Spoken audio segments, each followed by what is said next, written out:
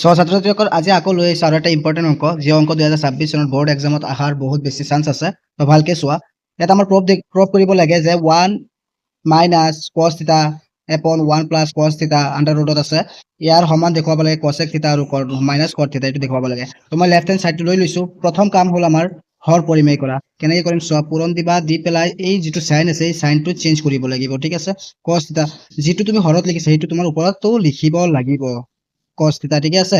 এতিয়া কি কৰিব পাৰি চোৱা, ওপৰত চোৱা সেম বস্তু দুবাৰ আছে, 1 minus cos থিটা 1 minus cos থিটা, তাৰ মানে কি 1 minus cos থিটা 1 minus cos থিটা হোল স্কয়াৰ, হয় নহয়। তলত চোৱা, তলত এটা সূত্ৰত পৰিছে a plus b whole into a minus b, a plus b whole into a minus b, ইয়াৰ ৰিজাল্ট কি হয় a square minus b square. ইয়াত a স্কয়াৰ মানে কি 1 স্কয়াৰ দিব নালাগে, 1 মানে 1 স্কয়াৰ হয়, হয় নহয়।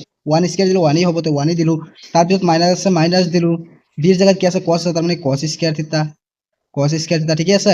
এতিয়া চোৱা এতিয়া কি হ'ব চোৱা, ওপৰতো সেম টু সেম বহাই দিবা, লবৰটো সেম টু সেম বহাই দিবা, ঠিক আছে। আৰু তলৰটোত কিবা এটা ফৰ্মুলাত পৰিছে চোৱা, 1 minus cos স্কয়াৰ থিটা 1 minus cos স্কয়াৰ থিটাৰ ফৰ্মুলা কি আছিলে, sin স্কয়াৰ থিটা, ঠিক আছে। এতিয়া চোৱা, স্কয়াৰ ৰুট ওভাৰ কেনসেল, তাৰমানে ওপৰতো ৰুট ওভাৰ কেনসেল হৈ গ'ল, তলতো ৰুট ওভাৰ কেনসেল, তাৰমানে ৰুট ওভাৰেই নাই এতিয়া, হয় নহয়।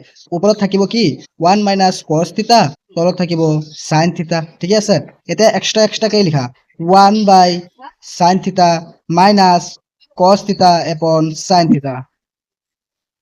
এতিয়া চোৱা 1 by sin কি হয় cosec থিটা, 1 by sin cosec থিটা মাইনাছ আছে minus cos by sin cot থিটা, এইটোৱে আমাৰ প্ৰমাণ কৰিব লাগে। এইটো চোৱা cosec থিটা মাইনাছ cot থিটা, আমাৰ ওলাই গ'ল cosec থিটা মাইনাছ cot থিটা, এইটোৱে আমাৰ কি আছিলে ৰাইট হেণ্ড সাইড, ওকে। তো আমাৰ প্ৰুফ হৈ গ'ল, ইমান হাৰ্ড নাছিলে, দুনে এটা অংক, অলপ ভালকে চাবা, এইবাৰ বৰ্ডত বহুত বেছি ইম্পৰ্টেন্ট হয়, অলপ ভালকে চাই থবা।